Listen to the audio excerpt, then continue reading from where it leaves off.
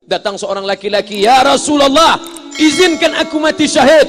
Karena orang yang mati syahid itu tidak akan merasakan sakratul maut illa kal qars, seperti cubitan pada tangan.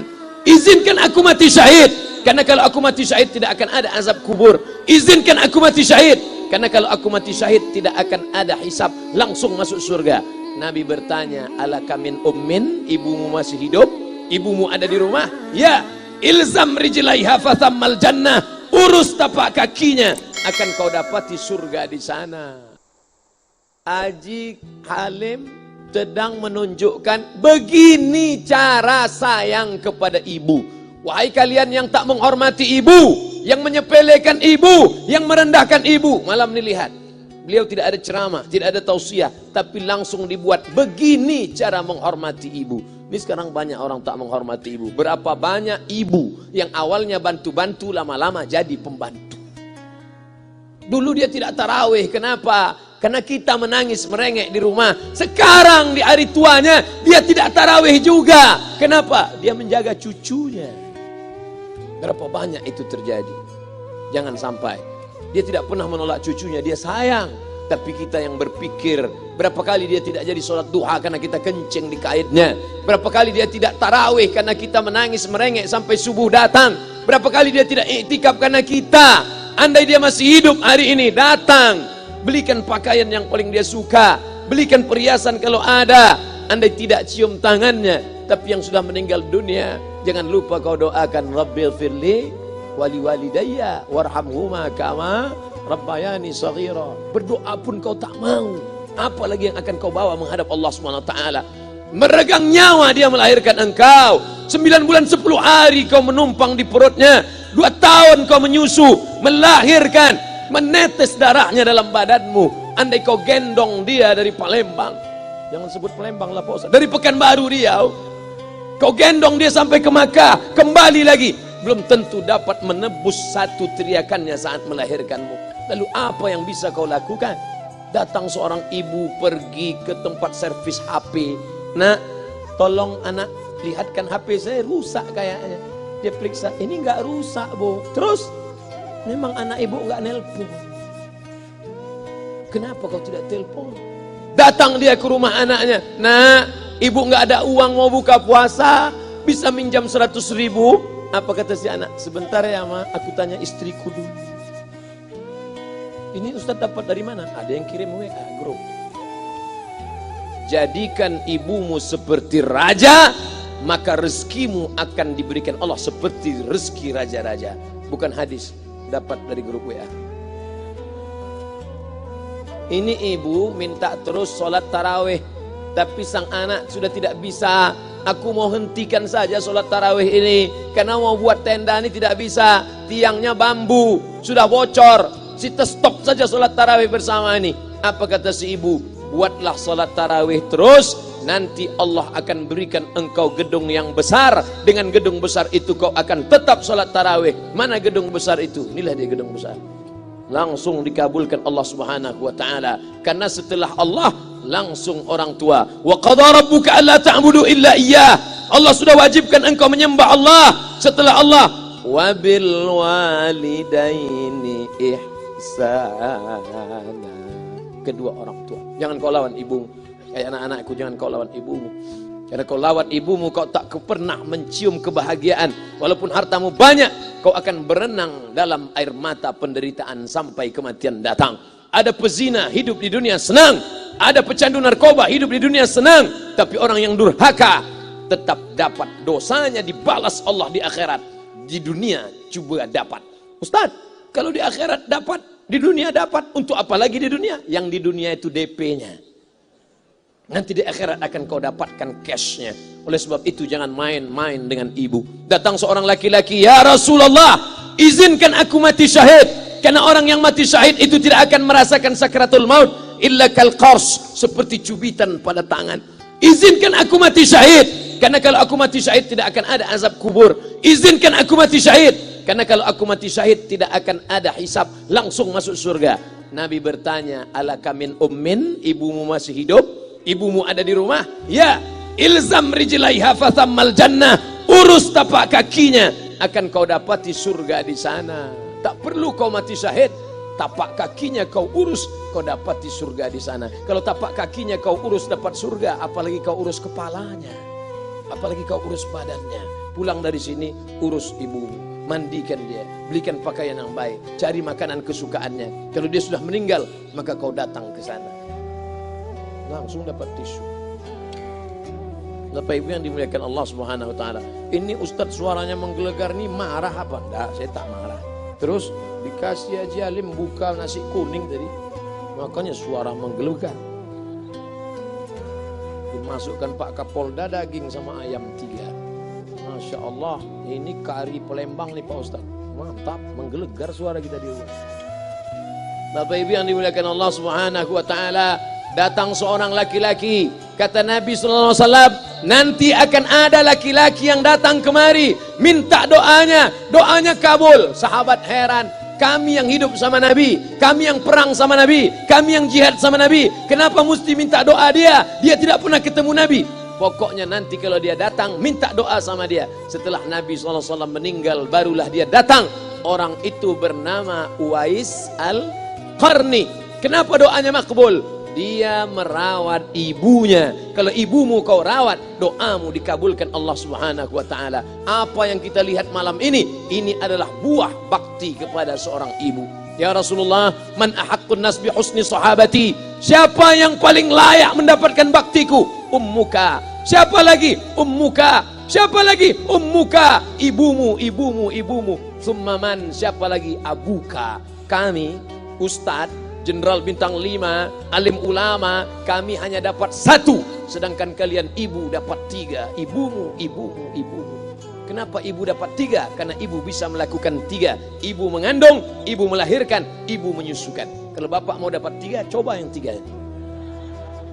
Pulang dari sini, pergi ke tempat jual kelapa muda, beli 1. Jangan dibelah, ikat di perut 9 bulan 10 hari.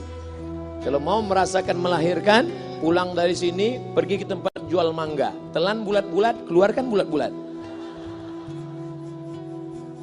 Emang enak jadi perempuan. Mereka luar biasa. Tanya ibumu, berapa kali dia meninggalkan puasa Ramadan? Saat mengandung engkau, 30 hari dia tak puasa. Saat menyusukan tahun pertama, 30 hari dia tak puasa. Saat menyusukan tahun kedua, 30 hari dia tak puasa. Saat dia mau ganti qadha tahun berikutnya, adik mau menyusul. Hari ini dia belum mengqadha puasanya, dia terhutang di hadapan Allah. Lalu apa yang bisa kau lakukan? Malam ini betul-betul disadarkan. Alhamdulillah, ibu saya masih hidup, umurnya 70 tahun. Saya akan pulang dari kajian malam ini. Nampaknya malam ini saya yang ceramah, saya yang tausiah. Tapi saya mengambil pelajaran. Pulang dari sini saya akan lebih sayang pada emak saya. Saya lebih cinta kepada ibu saya. Saya malu, saya hanya pandai berceramah, berkata, tapi orang sudah mengamalkannya langsung. Haji Alim membelikan gelang ibunya 2 kali sampai 4 kali setahun. Gelang cincin. Sudah dibelikan 2 bulan, hilang. Kemana? Ada orang susah tadi aku kasih. Ternyata itu yang membuat rezeki melimpah ruah. Maka rezeki buah yang sudah matang harus kita joloknya dengan apa? Dengan berbakti kepada ibu. Bapak Ibu yang dimuliakan Allah, saudara-saudaraku yang dimuliakan Allah Subhanahu wa taala. Ibu ini luar biasa. Sampai-sampai ibu, Ustaz jangan nunjuk pakai tangan kiri lah. Oke, pakai kanan. Ibu, andai ngomong ibu salah, tetap dikabulkan Allah Subhanahu wa taala. Ada seorang ibu memanggil anaknya, "Ya Juraij, wahai Juraij." Anaknya sedang beribadah. Ibadah pada Allah atau nyambut ucapan ibu? Allah lebih mulia, dia diam. "Ya Juraij." Dia tetap diam. "Ya Juraij." Dia tetap diam. Dia tidak jawab seruan ibunya. Sampai akhirnya ibunya berkata, apa kata ibunya? "Allahumma la tumitshu hatta turihi wujuhal mumisat." Jangan matikan Juraij sebelum matanya melihat wanita, maaf, tunasusila. Jangan matikan Juraij sebelum matanya melihat wanita tunasusila, WTS PSK, orang nakal, orang jahat. Tidak mungkin ahli ibadah matanya melihat orang jahat, tapi takdir berkata lain. Tak lama setelah ucapan sang ibu, ada seorang WTS PSK hamil, tidak diketahui suaminya, ditangkap, ditanya, "Siapa yang menghamilimu?" Apa kata si perempuan? yang menghamiliku adalah Juraij. Sampai Juraij ketika difitnah, perempuan wanita susila itu ditanya, siapa yang menghamilimu? Ternyata dia berkata, Juraij. Akhirnya mereka menangkap Juraij. Juraij, ternyata engkau selama ini pura-pura saja menjadi pelaku ibadah. Engkau ternyata sudah menghamili perempuan ini. Mereka menghancurkan tempat ibadah Juraij. Tapi kemudian Juraij sabar. Dia katakan, nanti tunggu anak itu lahir, kalian baru tahu. Setelah tak lama anak itu pun lahir. Dan mereka bertanya kepada anak kecil yang belum bisa bicara, ya gulam, wahai anak kecil, man abuka, who is your father? Siapa bapakmu? Hai anak kecil, siapa bapakmu? Juraij menusuk pusar anak itu dengan telunjuknya. Dia mau tunjukkan kepada orang ramai bahwa dia tidak salah, dia tidak pezina, dia tidak melakukan perbuatan dosa. Ya gulam, hai anak kecil, man abuka, siapa bapakmu? Apa kata anak kecil itu? Cowboy. Ko sapi, boy penjaga sapi, pengembala sapi. Bapakku pengembala sapi. Barulah orang Yahudi tahu ternyata Ra'il Ghanam yang menghamili PSK perempuan jahat tadi adalah penggembala sapi. Lalu kenapa fitnah itu terjadi? Allah mengabulkan doa si ibu sebelum Juraij mati. Matanya pernah melihat wanita tuna susila. Oleh sebab itu ibu jangan sampai kalau marah sama anak memanggil anak dengan kata-kata yang tak baik. Setan, hantu. Kalaupun marah panggil dia, calon wali kota. Sini sebentar. Kalau marah betul, calon gubernur. Sini sebentar. Doa ibu dikabulkan Allah Subhanahu wa taala. Saya setahun setiap bulan Februari ceramah di Kuala Lumpur seminggu. Kuala Lumpur, Selangor, Sarawak, Kuching, kemudian Malaka, Ipoh, Negeri Sembilan. Ketika saya tausiah datang ibu-ibu makcik Malaysia. Assalamualaikum, waalaikumsalam. Ustaz Somad, ya. Saya nak jumpa dengan emak Ustaz. Loh, ngapa jumpa emak saya? Jumpa saya lah. Ustaz pasti dididik oleh seorang ibu. Saya ingin jumpa ibu Ustaz. Saya sangka dia mau jumpa saya. Ternyata ibu di tengah para habaib, diambil diri seorang profesor, dibalik diri seorang gubernur, wali kota, Kapolda. Di dalam diri mereka ini adalah orang-orang luar biasa, tapi dilahirkan oleh perempuan-perempuan yang super luar biasa. Betul? Mereka ini semua dibesarkan perempuan. Makanya ada ungkapan al-jannatu tahta aqdamil ummahat, surga di bawah telapak kaki ibu. Tapi ada yang mengatakan itu dulu Pak Ustadz, sekarang sudah berubah, surga di bawah telapak kaki babysitter. Karena banyak yang menitipkan anaknya kepada penitipan anak. Jangan Bu, walaupun kau wanita karir, tidak seberapa itu. Tidak dapat kau tebus kehilangan masa-masa manja mereka dengan pendidikan. Ini banyak ibu-ibu sekarang sudah tidak lagi mengurus anaknya. Padahal 6 tahun pertama, the golden age, usia emas, ibu harus ikat hubungan emosional dengan anak. 2 tahun pertama, susukan.